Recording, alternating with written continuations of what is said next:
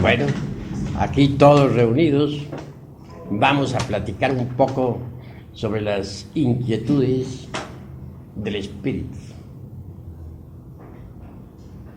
Ante todo, se necesita comprensión creadora. Lo fundamental en la vida es realmente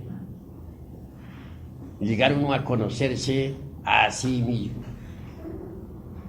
De dónde venimos, para dónde vamos, cuál es el objeto de la existencia, para qué vivimos, por qué vivimos, etcétera, etcétera, etcétera. Ciertamente es aquella frase que se puso en el frontispicio del templo de Delfos, es axiomática. Nócete ipsum, hombre, conócete a ti mismo y conocerás al universo y a los dioses. Conocerse a sí mismo es lo fundamental. Todos creen que se conocen a sí mismos y realmente no se conocen. Así que es necesario llegar al pleno conocimiento de sí mismos. Esto requiere incesante autoobservación. Necesitamos vernos tal cual somos. Desafortunadamente las gentes admiten fácilmente que tienen un cuerpo físico, mas cuesta trabajo que comprendan su propia psicología, que la acepten en forma cruda, real. El cuerpo físico aceptan que lo tienen, que pueden verlo, tocarlo, palparlo, mas la psicología es un poco distinta, un poco diferente. Ciertamente que como no pueden ver su propia psiquis, no pueden tocarla, palparla, pues para ellos es algo vago que no entienden. Cuando alguna persona comienza a observarse a sí misma, es señal inequívoca de que tiene intenciones de cambiar. Cuando alguien se observa a sí mismo, se mira a sí mismo, nos está indicando que se está volviendo diferente a los demás. En las diversas circunstancias de la vida podemos nosotros autodescubrirnos. Es de los distintos eventos de la existencia de los que nosotros podemos sacar el material psíquico necesario para el despertar de la conciencia. En relación, pues, con las personas, ya sea en la casa, ya sea en la calle, en el campo, en la escuela, en la fábrica, etc. Los defectos que llevamos escondidos afloran espontáneamente. Y si estamos alertas y vigilantes como el vigía en época de guerra, entonces los vemos. Defecto descubierto debe ser comprendido íntegramente en todos los niveles de la mente. Si por ejemplo pasamos por una escena de ira, supongamos, tendremos que comprender todo lo que sucedió. Supongamos que tuvimos una pequeña riña, tal vez llegamos a un almacén,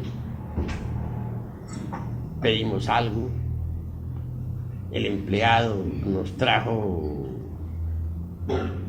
otra cosa que nosotros no habíamos pedido, entonces nos irritamos ligeramente.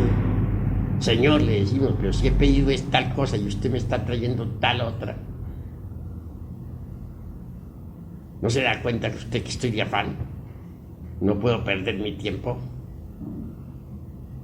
He ahí una pequeña riña, un pequeño disgusto. Es obvio que necesitamos comprender qué fue lo que pasó. Si llegamos a casa, debemos de inmediato concentrarnos profundamente en el hecho sucedido. Y si ahondamos en los motivos profundos que nos hicieron actuar en esa forma y de esa manera y regañar al empleado o al mozo porque no nos trajo lo que habíamos pedido, venimos a descubrir nuestra propia autoimportancia. Es decir, nos hemos venido a creer muy importantes. Obviamente ha habido en nosotros eso que se llama engreimiento, orgullo, irritabilidad, he ahí impaciencia, he ahí varios defectos. La impaciencia es un defecto, el engreimiento es otro defecto, la autoimportancia, sentirnos muy importantes, he ahí otro defecto, el orgullo, sentirnos muy grandes y ver con desprecio al mozo que nos estaba sirviendo. Todos esos motivos nos hicieron comportarnos en forma inarmónica. De paso hemos descubierto varios yoes que deben ser trabajados, comprendidos. Habrá de estudiarse a fondo lo que es el yo del engreimiento. Habrá de comprendérsele totalmente. Habrá de analizársele. Habrá de estudiarse a fondo lo que es el yo del orgullo. Habrá de estudiarse a fondo lo que es el yo de la autoimportancia. Habrá de estudiarse a fondo lo que es el yo de la falta de paciencia, lo que es el yo de la ira, etc. Es un grupo de yoes. Cada uno debe ser comprendido por separado, estudiado, analizado. Tenemos que aceptar que detrás de ese pequeño e insignificante suceso se esconden un grupo de yoes, y que esos naturalmente pues están activos. Hay que estudiarlo a cada uno por separado, porque dentro de cada uno de ellos está embotellada la esencia, es decir, la conciencia. Entonces hay que desintegrarlos, aniquilarlos, reducirlos a polvareda cósmica. Para desintegrarlos tendremos que concentrarnos en la Divina Madre Kundalini, suplicarle, rogarle los reduzca a polvo. Pero primero habrá que comprender un defecto, pongamos la ira, y luego después de haberlo comprendido, entonces rogar a la Divina Madre Kundalini la elimine. Después comprender la impaciencia, suplicarle a ella elimine tal error. Después comprender la autoimportancia. ¿Por qué nos creemos importantes si nosotros no somos más que míseros gusanos del lodo de la tierra? ¿En qué basamos nuestra autoimportancia? ¿En qué la fundamentamos? Realmente no hay un basamento para nuestra autoimportancia, porque nada somos. Cada uno de nosotros no es más que un vil gusano del lodo de la tierra. ¿Qué somos ante el infinito? Ante la galaxia en que vivimos, ante esos millones de mundos que pueblan el espacio sin fin. ¿Por qué sentirnos autoimportantes? Así, analizando cada uno de nuestros defectos, los vamos comprendiendo.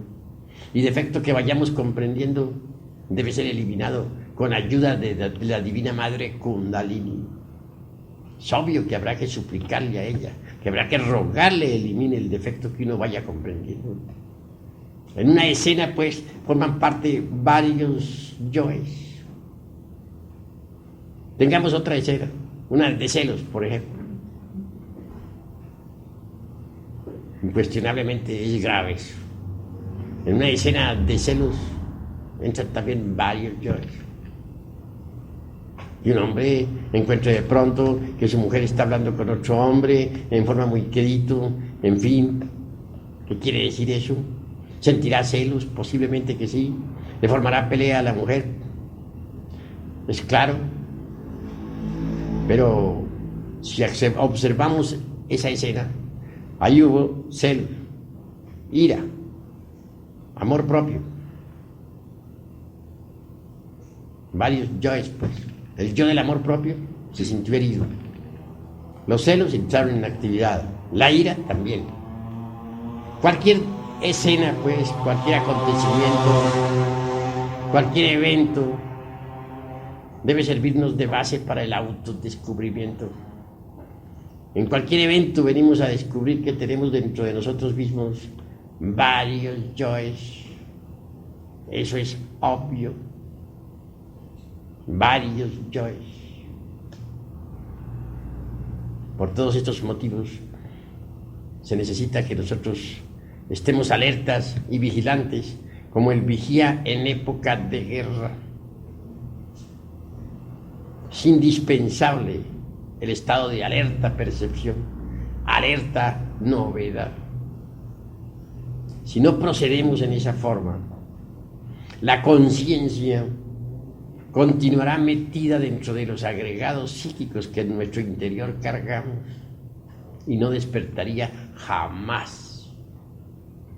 Tenemos que comprender que estamos dormidos. Si la gente estuviera despierta, podría ver, tocar y palpar las grandes realidades de los mundos superiores.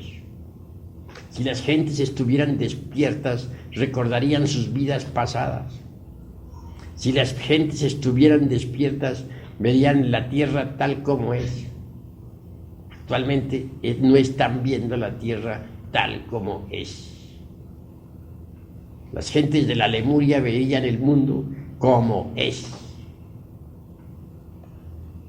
Sabían que el mundo tiene 9 dimensiones por todo. Diríamos 7 fundamentales. Y veían al mundo pues en forma multidimensional. En el fuego percibían las salamandras o criaturas del fuego. En las aguas percibían a las criaturas acuáticas, a las ondinas, a las nereidas. En el aire eran claros para ellos los silfos. Y dentro del elemento tierra veían a los gnomos. Cuando levantaban los ojos hacia el infinito, podían percibir a otras humanidades planetarias. Los planetas del espacio eran visibles para los antiguos en forma distinta, pues veían el aura de los planetas y también podían percibir a los genios planetarios. Pero cuando la conciencia humana quedó enfrascada entre todos esos yoes o agregados psíquicos que constituyen el mí mismo, el yo mismo, el ego, entonces la conciencia se durmió. Ahora se procesa en virtud de su propio embotellamiento. En tiempos de la Lemuria, cualquier persona podía ver por lo menos la mitad de un holtapannas. Un holtapannas equivale a 5,5 millones de tonalidades del color. Cuando la conciencia que se quedó metida entre el ego, los sentidos degeneraron. En la Atlántida ya tan solo se podría percibir 1/3 de las tonalidades del color. Y ahora apenas sí se perciben los 7 colores del espectro solar y unas pocas tonalidades. Las gentes de Lemuria eran diferentes. Para ellos las montañas tenían alta vida espiritual.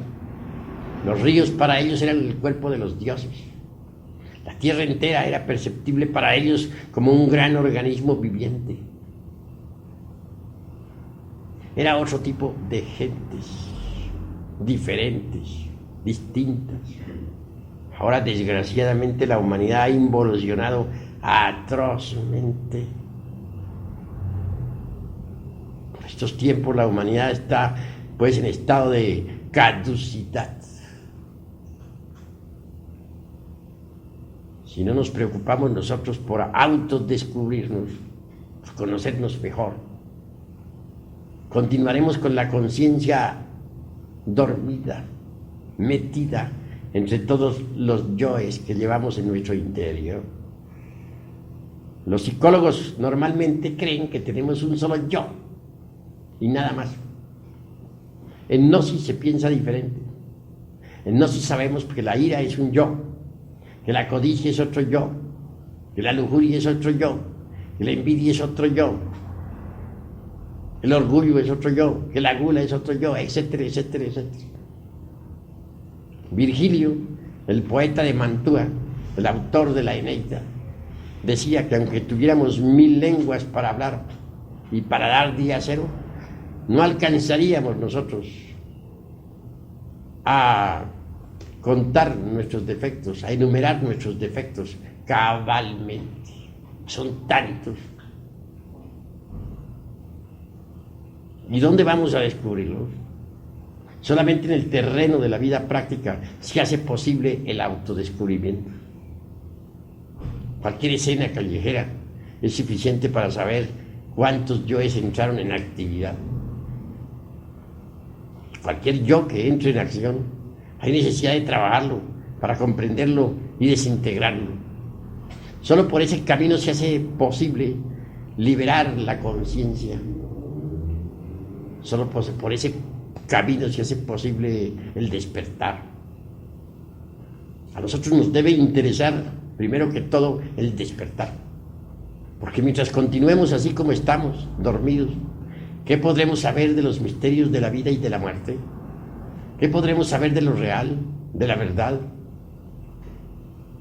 Para poder uno llegar a conocer a fondo los misterios de la vida y de la muerte, se necesita indispensablemente despertar.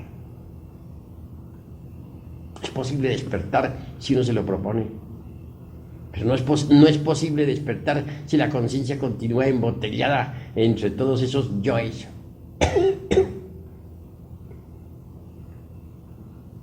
Vivimos dentro de un mecanismo bastante complicado. La vida se ha vuelto profundamente mecanicista en un 100%. La ley de recurrencia es terrible. Todo se repite. La vida podríamos compararla a una rueda que está girando incesantemente sobre sí misma. Pasan los acontecimientos una y otra vez, siempre repitiéndose. En realidad, de verdad, nunca hay una solución final para los problemas. Cada cual carga problemas, pero la solución final en realidad de verdad no existe. Porque si hubiera una solución final para los problemas que uno tiene en la vida, esto significaría que la vida no sería vida, sino muerte. Así pues, la solución final no se conoce. Gira la rueda de la vida, siempre pasando los mismos acontecimientos, repitiéndolos en forma más o menos modificada, más o menos alta o baja, pero repitiéndolos. Llegar a la solución final, impedir que la repetición de eventos o circunstancias se prosiga, es algo más que imposible. Entonces lo único que tenemos nosotros es que aprender a saber cómo vamos a reaccionar ante las distintas circunstancias de la vida. Si siempre reaccionamos de la misma forma, si siempre reaccionamos con violencia, si siempre reaccionamos con lujuria, Si siempre reaccionamos con codicia ante los hechos diversos que se repiten una y otra vez en cada existencia humana, pues no cambiaríamos nunca. Porque los acontecimientos que ustedes están viviendo actualmente ya los vivieron en la pasada existencia. Esto significa que, por ejemplo, si ahora están ustedes sentados escuchándome, en la pasada existencia también estuvieron sentados escuchándome. No sea aquí mismo, en esta casa, pero sí en cualquier lugar de la ciudad. Así también, en la antepasada estuvieron sentados escuchándome. En la trasantepasada estuvieron también sentados escuchándome y yo estuve hablándole a ustedes. Es decir, siempre esta rueda de la vida está girando y los acontecimientos van pasando. Siempre son los mismos. Así pues, es imposible impedir que los acontecimientos dejen de repetirse. Lo único que podemos hacer es cambiar nuestra actitud hacia los acontecimientos de la vida. Si nosotros aprendemos a no reaccionar ante ningún impacto proveniente del mundo exterior, si aprendemos a ser serenos, impasibles, entonces sucederá que podremos evadir o podremos evitar que los acontecimientos produzcan en nosotros los mismos resultados. Supongamos que, vamos a ver, por ejemplo, en una pasada existencia, por ejemplo, estuve hoy platicando aquí con mi hermano gnóstico, el doctor, ¿cómo es tu nombre? Humberto Díaz, sobre un acontecimiento que cité en mi libro titulado El misterio del áureo florecer. Hablábamos de aquella existencia en la cual me llamé yo Juan Conrado, tercer gran señor de la provincia de Granada, en la antigua España, la época de la Inquisición, cuando el inquisidor Torquemada hacía desastres en toda Europa, quemaba viva a la gente en la hoguera. Ciertamente había yo llegado a él con el propósito de pedir una amonestación cristiana para alguien. Tratábase de un conde que me sahería constantemente con sus palabras, que hacía mofa de mí, etc. En aquella época andaba yo de bodhisattva caído, y por cierto que no era una mansa oveja. El ego estaba bien revivo, pero quería evitar un nuevo duelo, no por temor, sino porque ya estaba cansado de tantos duelos, pues tenía fama de ser un gran espadachín. Claro, me llegué muy temprano ante la puerta del Palacio de la Inquisición. Un fraile ahí, monje azul, estaba a la puerta. Me dice: qué milagro de verle a usted, señor marqués, por aquí. Muchas gracias, le dije, su reverencia. Vengo a solicitar una audiencia con el señor inquisidor, Monseñor Tomás de Torquemada. Imposible, dijo, hoy hay muchas visitas. Sin embargo, voy a tratar de conseguir para usted, me dijo, la audiencia. Muchas gracias, su reverencia, le dije, por adaptarme naturalmente a todos los convenios de aquella época. En realidad, de verdad, tenía que adaptarse uno, o de lo contrario, pues, se le ponía la cosa grave. En todo caso, el monje aquel desapareció como por encanto y aguardé pacientemente que regresara. al fin regresó. Ya de regreso, me dice: está conseguida para usted la audiencia, señor Marqués. Puede pasar. Y pasé. Atravesé un patio, llegué a un gran salón que estaba en tinieblas. Pasé a otro salón que estaba también en profundas tinieblas. Por último, a un tercer salón. Ese estaba iluminado por una lámpara. La lámpara se hallaba colocada sobre una mesa. Ante la mesa estaba sentado el inquisidor don Tomás de Torquemada, nada menos que el gran inquisidor, un ser pues cruel. Sobre su pecho caía una gran cruz. Se encontraba en un estado aparentemente beatífico, con las manos puestas sobre el pecho. Al verme, yo también no hice más que saludarle con todas las reverencias de la época. Me dijo: siéntese usted, señor Marqués. ¿Qué lo trae a usted por aquí? Entonces le dije: vengo a solicitar una amonestación cristiana para el conde don fulano de tal y tal y tal, de 50,000 nombres y apellidos, que lanza sus sátiras contra mí, mofas, burlas, y no tengo ganas de otro duelo más. Quiero evitar un nuevo duelo. Oh, no se preocupe usted, señor Marqués, me respondió.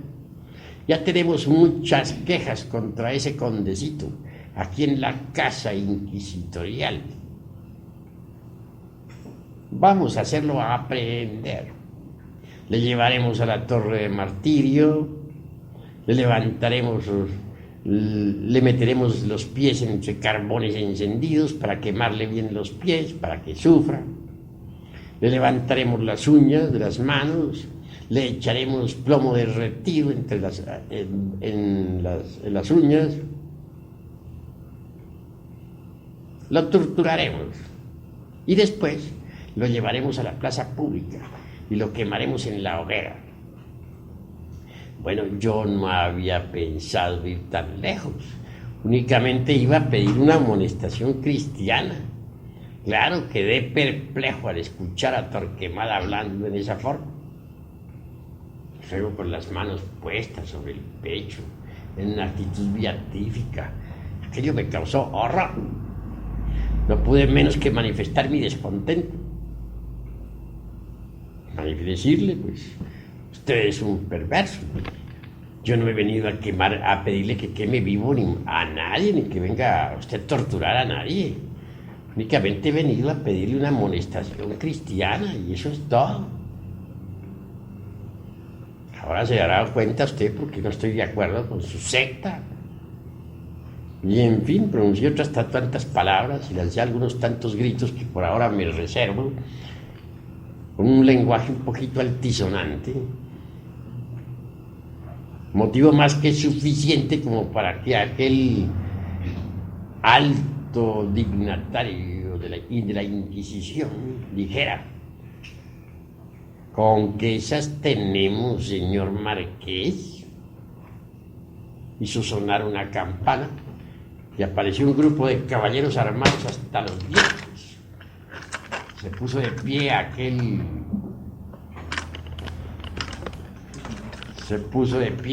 caballero del santo oficio. Se levantó airoso y ordenó a los caballeros aquellos diciendo: prended a este hombre. Un momento, caballeros, les dije. Recordad las reglas de la caballería, porque en aquella época las reglas de la caballería eran respetables y respetabilísimas por todo el mundo. Dadme una espada, le dije, al estilo pues Gachupín, que estaba metido entre gachupines, pues claro, y me batiré con cada uno de vosotros. Era ni más ni menos que un gachupín hablando, que nos encontrábamos reencarnados en plena edad, bueno, en plena edad media, en épocas de Torquemada. Un caballero me entrega la espada, me da una espada, yo la recibo, luego da un paso hacia atrás y me dice: ¡En guardia! Le respondí: siempre estoy. Y nos trabamos en Duralit. No se oía sino los golpes de las espadas. Parecía que esas espadas, a golpearse unas con otras, lanzaban chispas. Aquel caballero era muy hábil en la esgrima, pues manejaba las armas a la maravilla. Y yo tampoco era una mansa oveja. Claro está que no. Total que el duelo fue muy grave. Ya no me faltaba sino hacer uso de mi mejor estocada para salir victorioso. Pero los otros caballeros que estaban viendo el asunto se dieron cuenta que su compañero iba derecho al panteón. Y claro que me cayeron en pandilla. Mas llegó un momento en que el brazo derecho se cansó, ya no podía con el peso de la espada y tanta lucha. Entonces les dije: han ganado ustedes por sorpresa, que me han caído en pandilla. Y eso no es de caballero. Les entregué la espada y está. Entonces el señor inquisidor dijo: ¡a la hoguera! Y me decía: no fue difícil quemarme en vivo. Ahí tenían un poco de leña al pie de un poste de acero. Me encadenaron a aquel poste, prendieron fuego a la leña y a los pocos segundos estaba yo allí ardiendo como tea encendida. Sentí gran dolor en las carnes. Veía cómo mi cuerpo físico se quemaba hasta quedar reducido todo a cenizas. Quise di un paso intencionalmente a ver, pero lo curioso fue que antes de dar el paso sentí que aquel dolor supremo se convertía en felicidad. Entendí que más allá del dolor, mucho más allá del dolor, existe la felicidad. Que el dolor humano, por muy grave que sea, tiene un límite. Una lluvia bienhechora comenzó a caer sobre mi cabeza y sentí que me aliviaba. Di un paso y vi que podía dar otro.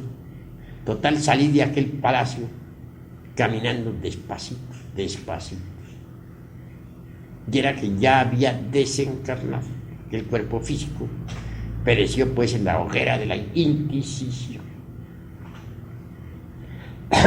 Hoy, por ejemplo, al repetirse un evento de esos en mi vida, estoy seguro que ya no iría a una hoguera, ni a un paredón, ni algo por el estilo. ¿Por qué? Porque hoy, al no tener ya esos yoes de la ira, de la impaciencia, escucharía al inquisidor serenamente, impasible. Comprendería el estado en que se encuentra, guardaría un silencio total, ninguna reacción saldría de mí. Como resultado, pues no pasaría nada. Eso es claro. Podría salir tranquilo, sin problema. De manera que los problemas en realidad de verdad los forma el ego. Si en aquella ocasión no hubiera yo reaccionado en esa forma, contra el santo oficio, como así le llamaban, contra la Inquisición, contra el monje azul, etcétera, etcétera, etcétera, pues es obvio que no habría desencarnado en esa forma. Esto no significa cobardía, sino sencillamente habría permanecido sereno, impasible. Luego habría dado la espalda y me habría retirado, sin problema. Solo quedaría un punto en discusión. El condecito aquel habría sido aprehendido, quemado vivo en la hoguera, ¿no? Y se me podría echar la culpa a mí. No. Habría tenido el valor de ir a informarle eso al conde. Aunque aquel conde se hubiera llenado de tremenda ira contra mí. Y le habría salvado su existencia. Tal vez hasta el hombre hubiera quedado agradecido. Es decir, las circunstancias fatales no habrían sucedido si el ego hubiera sido desintegrado. Desgraciadamente tenía un ego muy desarrollado. Y esos son los problemas que se forma el ego. Cuando uno no tiene ego, esos problemas no se suceden. Puede que las circunstancias se repitan, pero ya no sucede, ya no vienen esos problemas.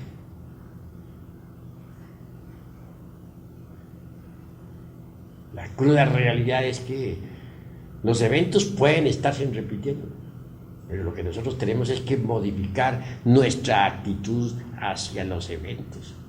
Si nuestra actitud es negativa, pues nos crearemos gravísimos problemas. Eso es obvio. Necesitamos pues cambiar nuestra actitud hacia la existencia. Pero uno no puede cambiar su actitud hacia la vida si no elimina aquellos elementos perjudiciales que lleva en su psiquis. La ira, por ejemplo, ¿cuántos problemas le trae a uno la ira? La lujuria, ¿cuántos problemas le trae a uno la lujuria? Los celos, ¿cuán nefastos son? La envidia, ¿cuántos inconvenientes le proporciona a uno?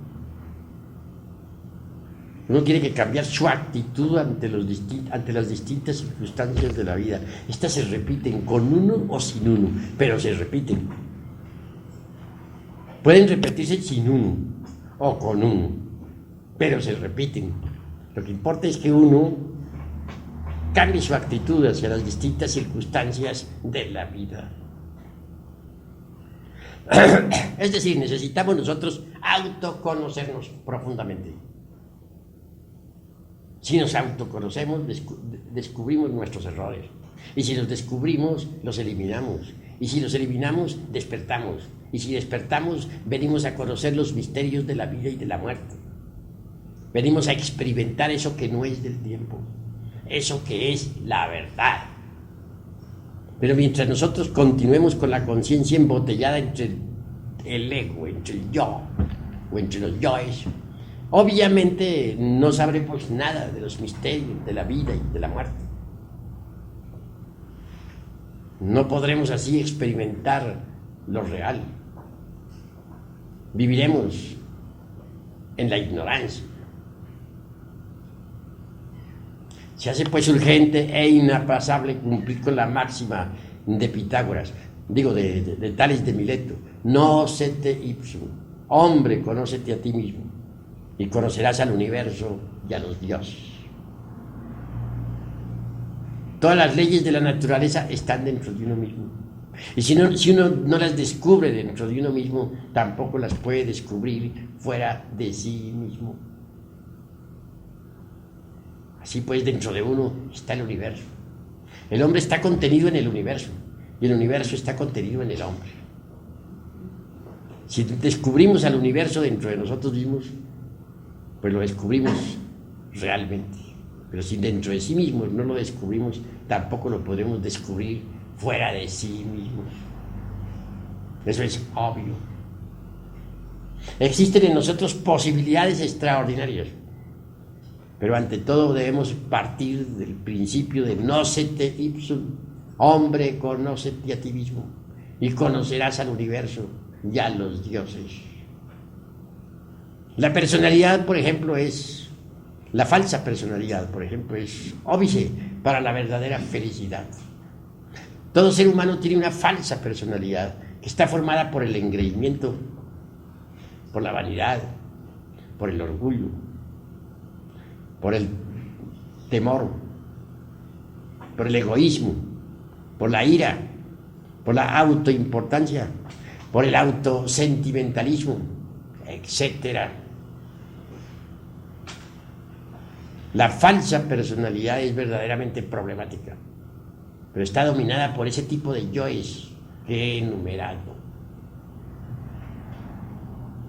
Mientras uno posea la falsa personalidad, en modo alguno habrá de conocer la real felicidad. ¿Cómo la conocería? Si uno quiere ser feliz, y todos tenemos derecho a la felicidad, tiene que empezar por eliminar la falsa personalidad. Pero para poder eliminar la falsa personalidad, tiene uno que eliminar los yoes que la caracterizan, los que he enumerado.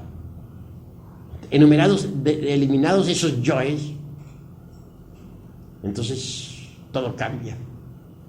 Se crea en nuestra conciencia un centro de gravedad continua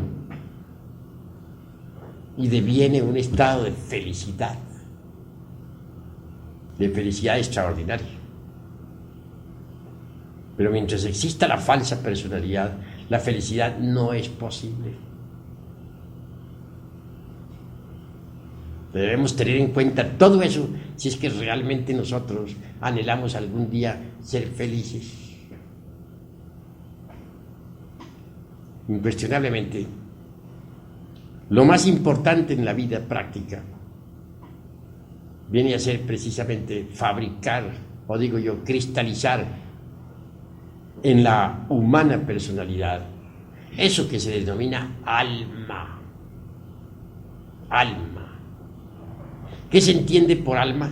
Todo ese conjunto de poderes, fuerzas, virtudes, facultades, etcétera, del ser. Si uno elimina, por ejemplo, el defecto o el yo de la ira, en su reemplazo cristalizará en nuestra humana persona la virtud de la serenidad. Si uno elimina el defecto del egoísmo, en su reemplazo cristalizará en nuestra humana persona la virtud maravillosa del altruismo. Si uno elimina el defecto de la lujuria, en su reemplazo cristalizará en nuestra alma la virtud extraordinaria de la castidad. Si uno elimina de su naturaleza el odio, en su reemplazo cristalizará en nuestra personalidad el amor. Si uno elimina de la personalidad el defecto, por ejemplo, de la envidia, en su reemplazo cristalizarán en la humana persona la alegría por el bien ajeno, la filantropía, etc.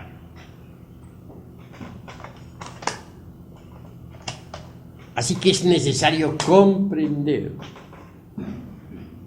que hay necesidad de eliminar los elementos indeseables de nuestra psiquis para cristalizar en nuestra humana persona eso que se llama alma, un conjunto de fuerzas, de atributos, de virtudes, de poderes cósmicos, etc. Sin embargo, he de decir que no todo es intelecto. El intelecto es útil cuando está al servicio del espíritu, pero no todo es intelecto.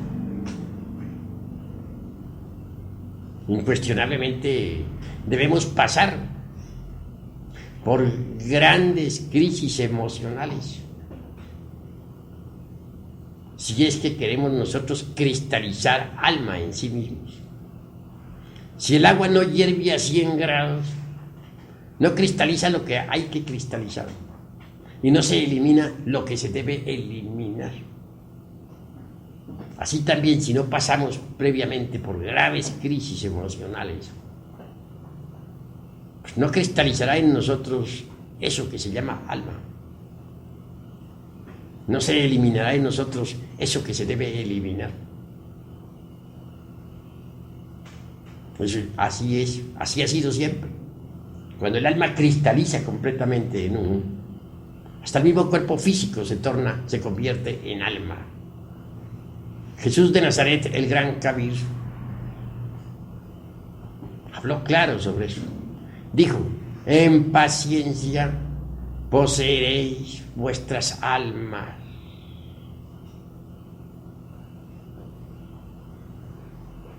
Las gentes no poseen su alma, el alma les posee. El alma de cada persona sufre cargando con un fardo abrumador. La persona. Poseer el alma es algo muy distinto.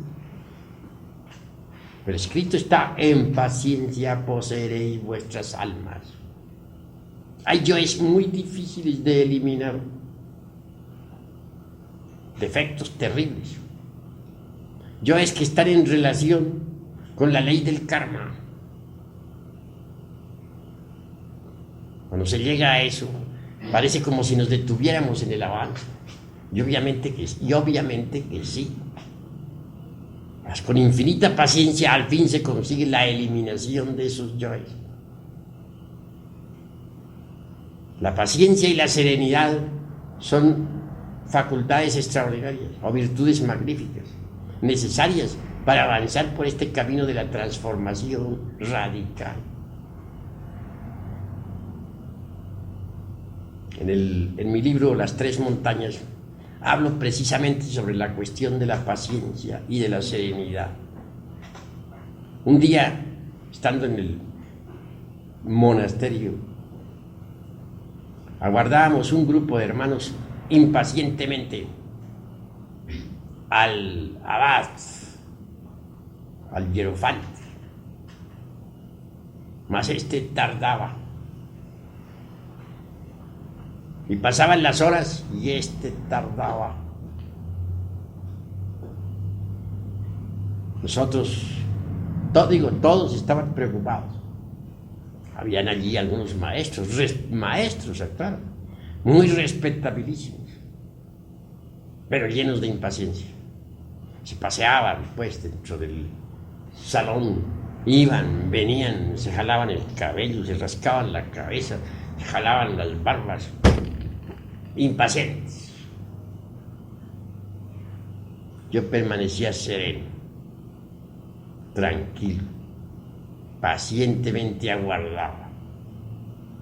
Únicamente me causaban curiosidad esos hermanitos impacientes. Permanecía tranquilo. Al fin, después de varias horas, se presentó el maestro. Y dirigiéndose a todos, les dijo: a ustedes les faltan dos virtudes que este hermano tiene. Y me señaló a mí. Luego, dirigiéndose a mí, me dice: dígales usted, hermano, ¿cuáles son esas dos virtudes? Entonces yo me puse de pie y dije: hay que saber ser pacientes, hay que saber ser serenos. Todos quedaron perplejos. Enseguida el maestro trajo una naranja, que es símbolo de esperanza, y me la entregó, aprobándome. Quedé aprobado para entrar en la segunda montaña, que es la de la resurrección. Nosotros, los impacientes, quedaron aplazados. Se me citó después en otro monasterio para firmar algunos papeles que tenía que firmar. Y así lo hice. Más tarde concurrí a ese monasterio, firmé los papeles, se me entregaron ciertas instrucciones esotéricas y se me admitió, pues, en los estudios de la segunda montaña. Y aquellos compañeros, a estas horas, todavía están luchando por lograr la paciencia y la serenidad, pues no la tienen. Vean ustedes lo importante que es ser pacientes, ser serenos.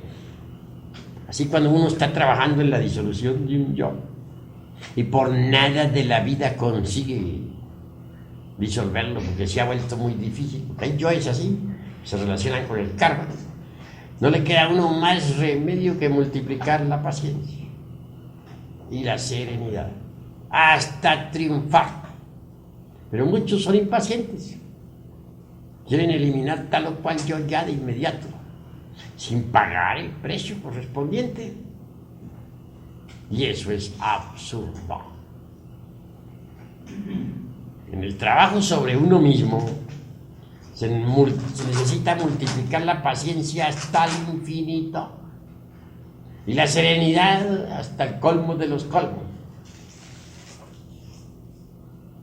Quien no sabe tener paciencia, quien no sabe ser sereno, fracasa en el camino esotérico. Obsérvense ustedes en la vida práctica. ¿Son impacientes? Obsérvense. ¿Saben permanecer serenos en el momento preciso? Si no tienen esas dos preciosas virtudes, pues hay que trabajar para conseguirlas. ¿Cómo? Eliminando los yoes de la impaciencia, que son yoes, y eliminando pues los yoes de la falta de serenidad, del enojo, los yoes del enojo, que son los que no permiten la serenidad. ¿Qué es lo que buscamos a la larga nosotros con todo esto? Cambiar, pero cambiar totalmente, porque así como estamos, incuestionablemente lo único que hacemos es sufrir, amargarnos la vida. Cualquiera puede hacernos sufrir a nosotros. Basta con que nos toque una fibra del corazón para que ya estemos sufriendo. Si nos dicen una palabra dura, sufrimos. Si nos dan unas palmaditas en el hombro y unas palabras dulces, nos alegramos. Así somos de débiles. Nuestros procesos psicológicos no dependen ya, mejor dicho, no tenemos nosotros poder sobre nuestros procesos psicológicos. Cualquiera puede manejarnos nuestra psiquis. ¿Quieren ver ustedes una persona enojada? Díganle una palabra dura y la verán enojada. Y luego quieren verla contenta, denle una palmadita en el hombro y lo verán, ya díganle unas palabras dulces, ya cambió, ya está contenta. Qué fácil es, ¿no? Cualquiera juega con la psiquis de los demás. Qué débiles son estas criaturas. Se trata pues de cambiar, de que todo esto que tenemos nosotros de débil se ha eliminado. Hasta nuestra misma identidad personal debe perderse para nosotros mismos. Esto quiere decir que el cambio debe ser tan radical que hasta nuestra misma identidad personal, soy fulano de tal XX, pues debe perderse para sí mismo. Llegar el día en que no encontremos a nuestra misma identidad personal. Si se trata de convertirnos en algo distinto, en algo diferente, obviamente hasta la misma identidad personal debe perderse. Tratamos de convertirnos en criaturas distintas, criaturas felices, seres dichosos, y tenemos derecho a la felicidad. Pero si no nos esforzamos, pues, ¿cómo vamos a cambiar? ¿De qué manera? Y ahí lo grave. Lo más importante es no identificarnos con las circunstancias de la existencia. La vida es como una película, y es de hecho una película que tiene un principio y tiene un fin. Distintas escenas van pasando por la pantalla de la mente. El error más grave de nosotros consiste en identificarnos con esas escenas. ¿Por qué? Porque pasan. Sencillamente porque pasan. Son escenas de una gran película y al fin pasan. Afortunadamente en el camino de mi vida senté como lema siempre eso, no identificarse uno con las circunstancias diferentes de la vida. Me viene a la memoria casos de la niñez. Como quiera que mis padres terrenales se habían divorciado, nos tocaba a nosotros, los hermanos de una gran familia, sufrir. Habíamos quedado nosotros con el jefe de la familia y se nos prohibía pues visitar pues a la jefa, o sea, a nuestra madre terrenal. Sin embargo, nosotros no éramos así tan ingratos como para poder olvidar la jefa. Me escapaba siempre de casa con un hermanito menor que me seguía. Íbamos a visitarla y luego regresábamos a casa, a donde el jefe. Mas mi hermanito sufría mucho. Pues al regreso se cansaba porque era muy pequeño. Y yo tenía que llevarlo entonces sobre mis espaldas. Qué tan pequeño estaría. Y lloraba aquel amargamente. Decía, ahora al regresar a casa, el jefe nos va a azotar, nos va a dar de azotes y de palos. Yo le respondía diciendo, ¿por qué lloras? Todo pasa. Acuérdate que todo pasa. Cuando llegábamos a casa, ciertamente nos aguardaba el jefe lleno de grande ira y nos daba de latigazos. Posteriormente, nos internábamos en nuestra recámara a dormir, pero ya al acostarnos le decía yo a mi hermano, ¿te fijas? Ya pasó. ¿Te convences que todo pasa? Eso ya pasó. Todo pasa. Un día de esos tantos, nuestro jefe alcanzó a oír cuando yo le decía a mi hermano, todo pasa, eso ya pasó. Y claro, mi jefe, que tenía un renodo, que dijéramos que era bastante iracundo, empuñó de nuevo el látigo terrible que traía, penetró en la recámara de nosotros, diciendo, con que todo pasa, sin vergüenzas. Y luego otra azotaína más terrible nos dio, retirándose después al parecer muy tranquilo por habernos azotado. Ya que él se retiró un poquito más quedito, le decía a mi hermano, ¿te fijas? Eso también ya pasó. Es decir, nunca me identificaba con esas escenas. Y tomé como lema en la vida jamás identificarme con las circunstancias, con los eventos, con los acontecimientos. Porque sé que esas escenas van pasando. Tanto que uno se preocupa y porque tiene un problemazo que no haya cómo resolverlo y tal. Después ya pasa. Y viene otra escena completamente distinta. Entonces, ¿para qué se preocupó? Si tenía que pasar. ¿Con qué objeto se preocupó? Cuando uno se identifica con los distintos eventos de la vida, comete muchos errores. Si uno se identifica con una copa de licor que le están ofreciendo un grupo de amigos embriagados, pues resulta borracho.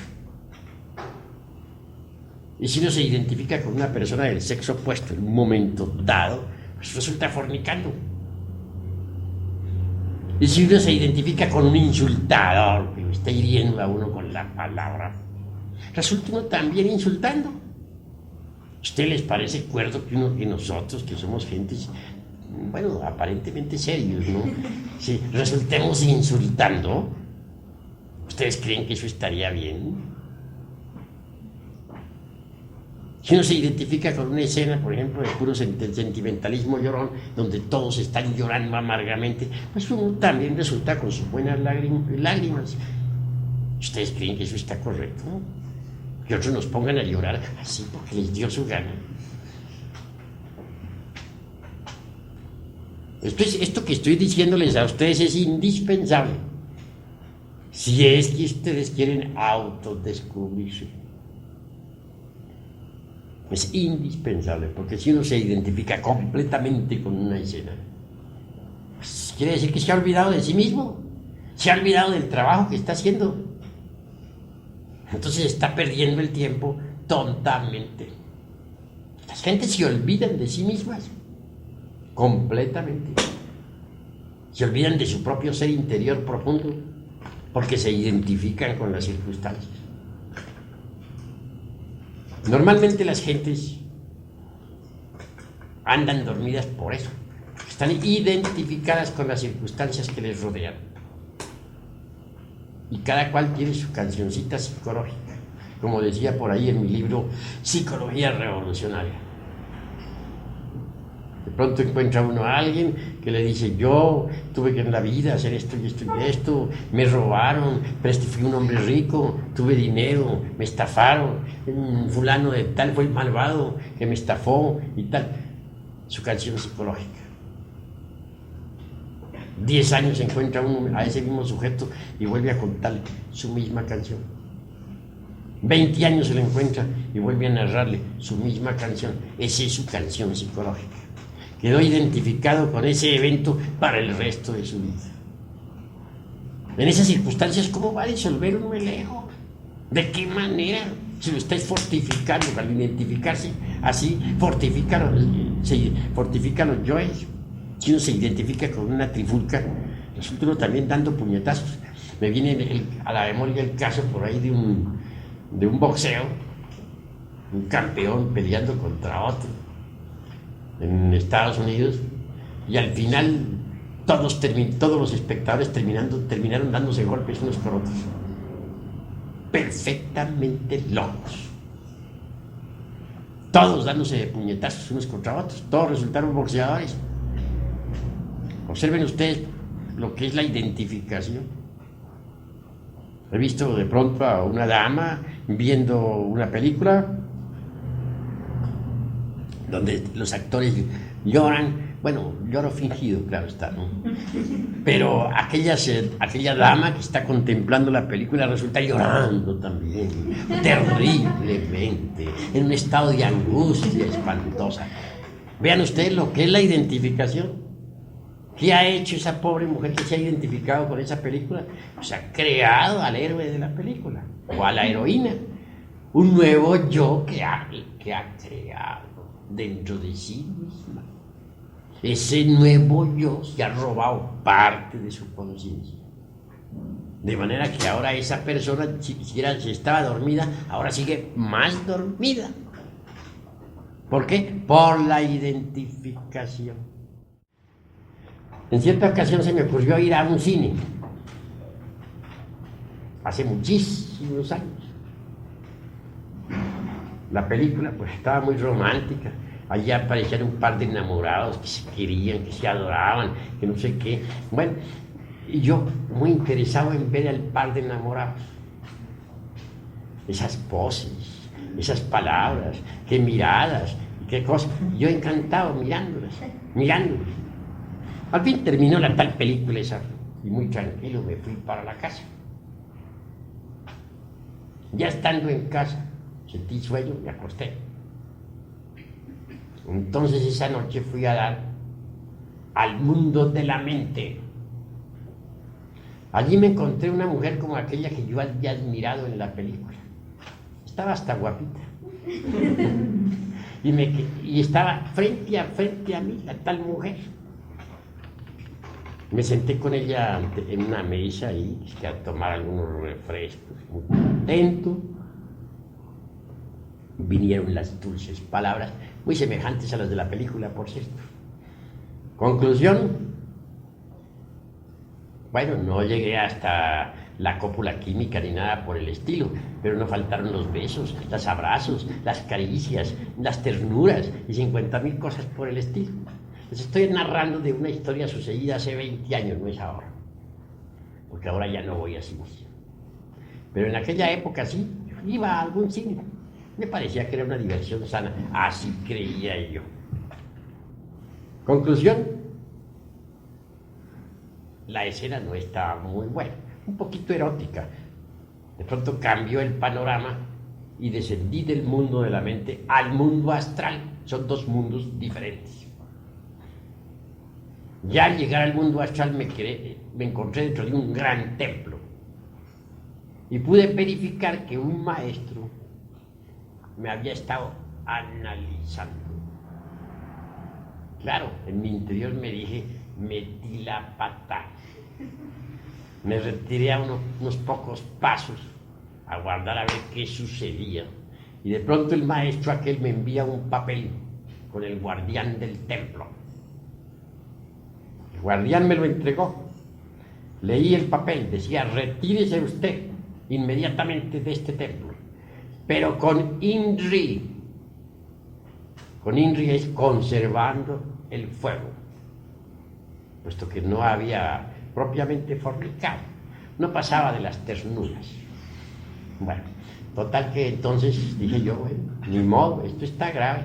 Muy despacio salí, avancé por la nave, por el corredor de la nave central, y antes de salir fuera del templo, en un reclinatorio, me arrodillé humildemente, pidiendo pues compasión, ¿no? Que tuvieran un poquito de piedad por mi insignificante persona, que sí había estado metiendo la pata, pero que ni modo, en fin, ¿no? Conclusión, así estaba yo en mi plegaria y oración, cuando de pronto viene el guardián nuevamente hacia mí y me dice, señor, se le ha ordenado a usted que se retire. Ya de forma más severa. Ni modo, dije. Pero era que quería hablar yo con el maestro, le dije. Claro, ir a exponerle mis razones, ¿no? Entonces, me respondió, el maestro está ahora ocupado. Está examinando otras efigies del mundo mental. Entonces ahí fue donde vine a darme cuenta que yo ya estaba ahora con una efigie mental creada por mí mismo. La había creado en pleno cine. Y esa efigie había tomado vida propia en el mundo mental. Era una mujer exactamente igual a la actriz que había visto en la película.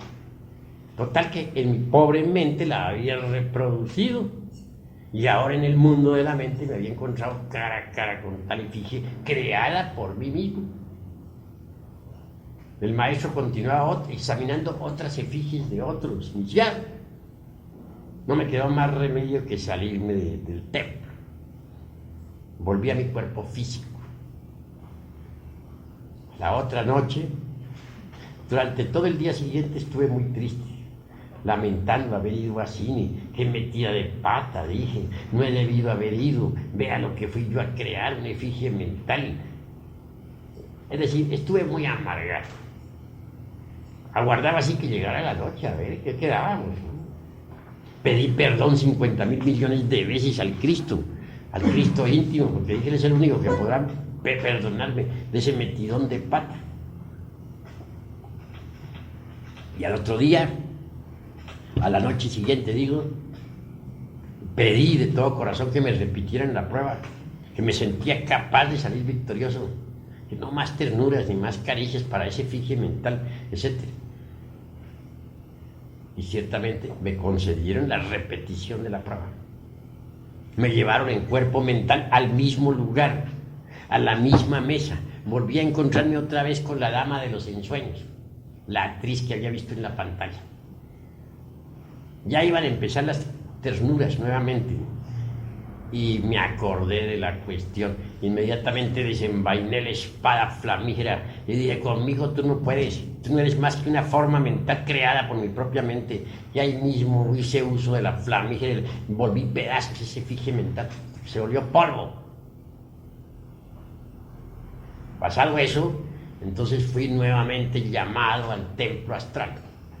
Y entré al templo astral, esta vez victorioso. Triunfante, me recibieron con mucha música y mucha fiesta nuevamente. Después vinieron las instrucciones diciéndoseme que no volviera a cine, porque podría perder la espada. Me llevaron en astral a mostrarme lo que son los cines. Vi que estaban llenos de efigies mentales, las efigies que dejaban los espectadores. todo lo que uno está viendo ahí en pantalla, sobre todo cuando es morboso, todo eso se reproduce en la mente de las gentes, las mismas figuras, las mismas formas, y los que salen dejan multitud de formas mentales en esos antros de la magia negra. Conclusión, se me dijo que en vez de estar viendo cines, repasara mis vidas anteriores, que eso era más útil que estar yendo a esos cines. Yo cumplí con la orden, pues claro, y dejé de ir a cines. Pero ¿qué fue lo que me perjudicó? Pues haberme identificado con aquella película que estaban dando. Me pareció tan interesante y la dama aquella me pareció tan hermosa en aquella época que yo mismo llegué a sentirme siendo el galán, y no el de la pantalla, sino yo. Resultado, fracaso. Eso sucedió hace 20 años, pero no, o unos 22 años, pero no se me ha olvidado.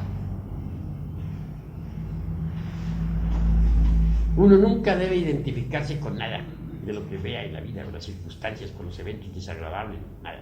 Todo pasa, todo pasa. Debe aprovecharse todas las circunstancias para estudiarse, para observarse a sí mismo. En vez de estar identificado con una circunstancia desagradable, estar uno estudiándose a sí mismo. A ver, tengo ira, tengo celos, tengo odio, ¿qué estoy sintiendo en este momento ante esto que me está sucediendo? Así es como se aprovecha el tiempo, sabiendo uno no identificarse, sabiendo uno sacar partido de todo. No olviden ustedes que las principales o que las peores adversidades le ofrecen a uno las mejores oportunidades. Las peores adversidades le ofrecen a uno las mejores oportunidades para el autodescubrimiento. Cuando uno se identifica con las circunstancias desagradables, comete errores, se complica la vida, se forman problemas. Todas las gentes están llenas de problemas porque se identifican con lo que les sucede, con lo que les está pasando, con lo que están viviendo. Por eso es que están llenos todos de problemas. Pero si uno no se identifica con nada de lo que le esté sucediendo, si dice todo pasa, esta es una escena que pasa y no se identifica con ella, pues tampoco se complica la vida. Pero a la gente le encanta complicarse la vida. Si alguien le hiere con una palabra dura, reacciona con violencia. A todos les gusta complicarse la existencia. Y mientras más se reaccione con violencia, pues peor. Más dura se pone la cuestión. Más trabajoso se vuelve todo. Aprovechemos las circunstancias desagradables de la vida para el autodescubrimiento. Así sabremos qué clase de efectos psicológicos poseemos. Tengamos la vida como un gimnasio psicológico. Si así procederemos, entonces podremos autodescubrirnos. Hasta aquí mis palabras de esta noche. Si algún hermano tiene algo que preguntar, puede hacerlo con la más entera libertad. A ver, puede pregunta. haber personas que desintegren sus yoes y que al morir mueran, pero dormidos, o sea, que no mueran conscientemente. Bueno, si uno desintegra todos esos agregados psíquicos que personifican a sus errores, despierta la conciencia y a la hora de la desencarnación lo hace con plena conciencia, puesto que la despertó en vida. Las gentes después de la muerte andan en los mundos suprasensibles con la conciencia dormida, porque en vida nunca se preocuparon por despertar conciencia. ¿Alguna otra pregunta? Sí. Por ejemplo, ¿qué efecto tiene el que uno diga, si no se identifica uno con una escena, qué efecto tiene el después decir, debía haber hecho esto, debía haber hecho esto otro, al actuar? Pues al decir debiera haber hecho esto, o debiera haber hecho lo otro, indica que sí se identificó con la escena. Que cuando uno no se identifica con esa escena, la mente queda quieta, tranquila y en silencio, como si nada hubiera sucedido. Eso es todo. ¿Alguna otra pregunta? Sí. Cuando uno no se siente a gusto ni identificado con esas escenas, y por lo contrario se siente mortificado, ¿a eso? Pues de todas maneras indica que está identificado. Porque si no se sintiera mortificado o a disgusto con tales o cuales escenas, pues es obvio que tampoco se mortificaría, ¿no? Si uno se mortifica por tal o cual evento, por tal o cual suceso, es porque se ha identificado. Si uno no se identifica, ¿por qué tiene que mortificarse? La identificación es óbice para la comprensión. La identificación hace que los yoes se fortifiquen. Cuando uno se identifica con algo, esto le puede ocasionar naturalmente o placer o dolor. Pero si uno no se identifica con nada, pasa más allá del placer y del dolor. ¿Alguna otra pregunta? ¿Quién tiene algo que decir? Habla. Se habla de dimensiones y de planetas y bueno, tengo entendido que usted es de un planeta, entonces no comprendo qué diferencias hay entre las dimensiones a seres de otros planetas. Bueno, estás haciendo una pregunta que está fuera del temario, no compagina con lo que estamos hablando. Puedo contestarte, pero preguntas en este momento que sean del tema, ¿no? El objeto de estas preguntas es para ayudar a aclarar lo que hemos platicado.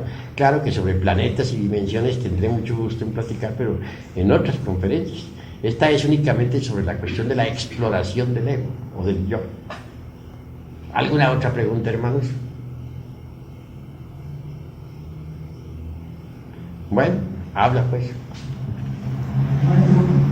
¿Cómo puede usted ubicar el punto, cómo se explicaría usted el punto de equilibrio entre la no identificación y llegar a caer a la indiferencia de los hechos que nos atraen? Pues sencillamente, Es decir, ¿cómo se puede llegar a una seguridad interna? ¿A qué se genera en aquel momento pues, importante o clave de la vida de uno? muy bien, pero hay que saber que existe la tesis, la antítesis y la síntesis. La síntesis incuestionablemente lo lleva a uno a la solución del problema que tú has planteado. Incuestionablemente, si uno se hace dueño de sus propios procesos psicológicos, pues puede resolver los problemas más difíciles. Pero cuando hay cohección en la mente, pues entonces no puede resolver problemas. Para que no haya cohección en la mente se necesita urgentemente la no identificación, porque la identificación ejerce cohección sobre la mente, condiciona la mente. En este caso la mente condicionada por el suceso únicamente actúa en función de reacción. Cuando se actúa en función de reacción no se es dueño de los procesos psicológicos. Al no identificarse, entonces sí se es dueño de los propios procesos psicológicos. En este caso puede uno no caer en la indiferencia y resolver sin conciencia lo que tiene que resolver. Sí. Pero ¿hasta qué punto puede ser uno autoengañado? O sea, también uno se autoengaña, ¿no? ¿Hasta qué punto sería un límite, ¿no? O algo así, que alguna señal que le dijera a uno, por ejemplo, uno diga, no, yo ya eliminé tal religión, pero que se esté uno mismo autoengañando? Pues las formas de autoengaño existen en tanto el ego existe. Que hay que eliminar las formas de autoengaño es un hecho. Pero no es posible eliminarlas si uno no se autoexplora, si uno no se autoobserva. Solo mediante la autoobservación psicológica sincera y real puede uno en realidad evitar toda forma de autoengaño. El sentido de la autoobservación psicológica se va desarrollando poco a poco, a medida que se vaya usando. Órgano que no se usa, se atrofia. Si no usamos ese órgano, continuará atrofiado.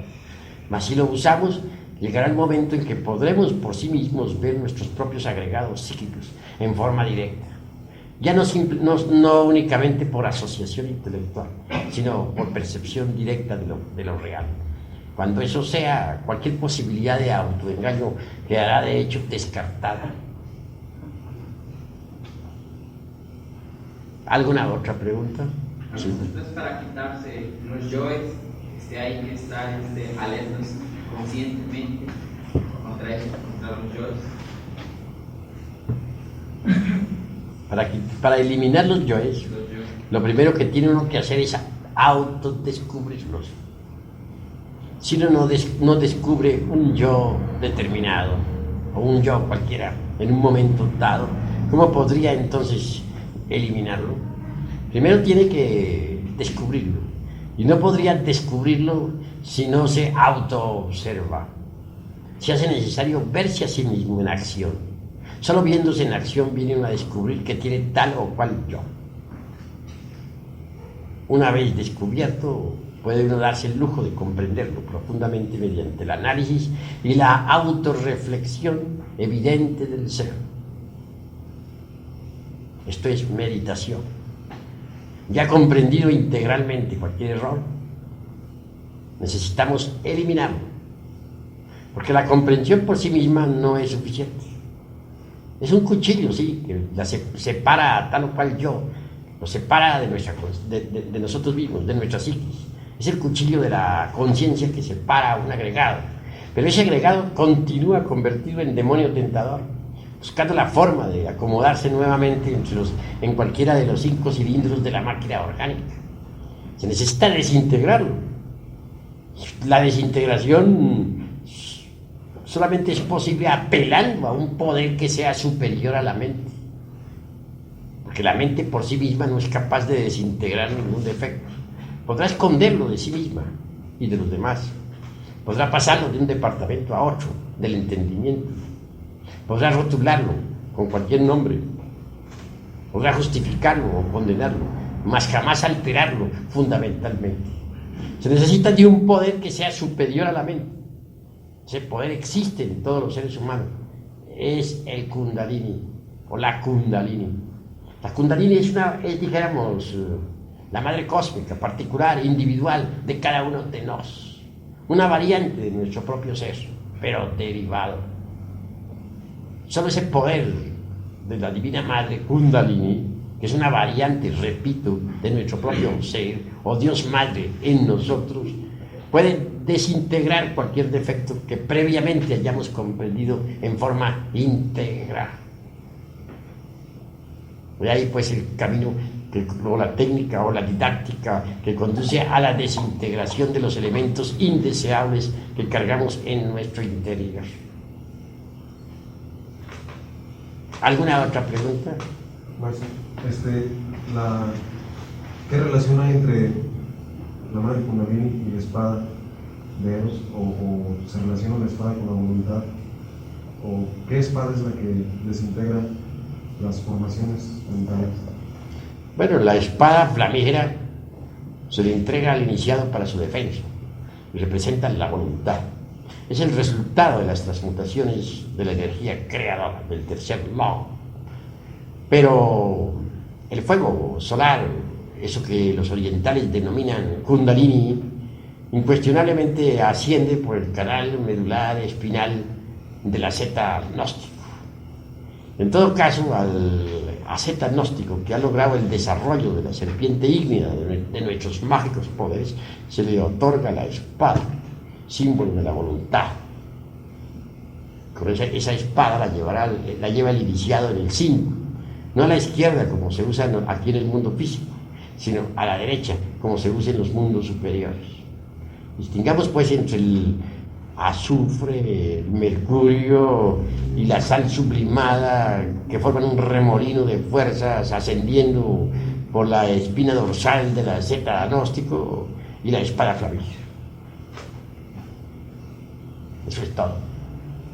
Claro que del fuego aquel que sube por la espina dorsal brota, dijéramos, la Divina Madre Kundalini. Es una variante de nuestro propio ser, pero derivado. ¿Alguna otra pregunta? Estaba yo observando por aquí una conferencia, me estaba observando a mí cómo me reía o me ponía serio según lo que narraba, alguna cosa jocosa que dijo. Estoy pensando ahorita que eso es identificación. La no identificación en este caso sería permanecer indiferente ante una conferencia, por ejemplo. Entonces no has comprendido bien el proceso de la identificación. Al contrario, yo he podido evidenciar en este momento que estabas alerta y vigilante como el vigía en época de guerra, pues estabas observando tus propios procesos psicológicos. Es decir, no estabas identificado. Y descubriste distintos estados psicológicos, los descubriste en ti mismo. Luego no estabas identificado. Si hubieras estado identificado, no hubieras descubierto eso en ti mismo. Eso es todo. Así es que hay que proceder como tú has procedido. Correcto. ¿Alguna otra pregunta? Suponiendo que yo esté eliminando mis yoes, a la vez también puedo llamar, como por ejemplo ustedes dicen ahí en un libro, ¿cómo llamar? Kundalini, ¿sí? Puedo llamarla también a la vez, o sea,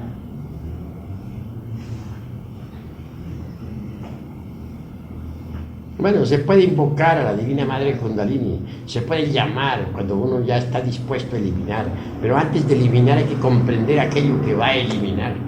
Si no lo comprende, de nada le serviría eliminar, o digo llamar, porque entonces en este caso no sería asistido.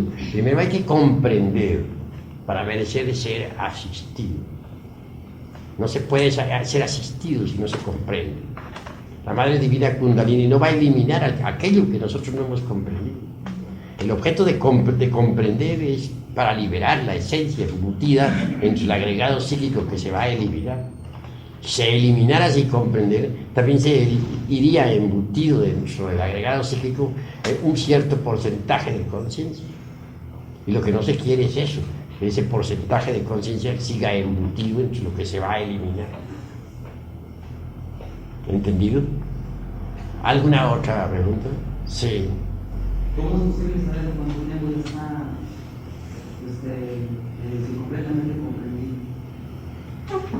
Pues no existe cronómetro, dijéramos, para eso, o ningún aparato científico. Esto es cuestión únicamente de conciencia. Solo la conciencia puede saber, nada más que la conciencia. Actualmente no existe pues ningún aparato que pueda medir eso. Lo sabe la conciencia, porque ni la misma mente puede saberlo. Solo la conciencia lo puede saber. Nada más. Si la conciencia verdaderamente lo ha comprendido, pues lo ha comprendido. Y eso es todo. ¿Alguna otra pregunta?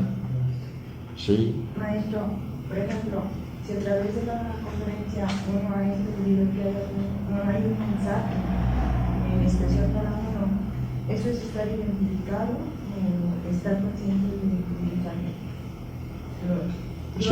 Repite a ver cómo es la cosa. Sí. Yo, por ejemplo, yo entendí en esa conferencia algo del mensaje para una pregunta que hice ayer en nombre de todos mis compañeros, ¿verdad? Sobre la paciencia, ¿verdad? Entonces creo que hay un mensaje especial para nosotros, especial para mí, que es la pregunta. ¿Eso es identificarse o estar...? Eso es comprensión. Cuando uno comprende que hay un mensaje para uno, pues debe recibir el mensaje. Y eso es todo. En este caso hay comprensión. Bueno, creo que por ahora hemos terminado esta plática. Le quedan invitados ustedes para mañana a la misma hora. Mañana a las 6:30 esperamos a los de segunda cámara y a los otros a las 7:30.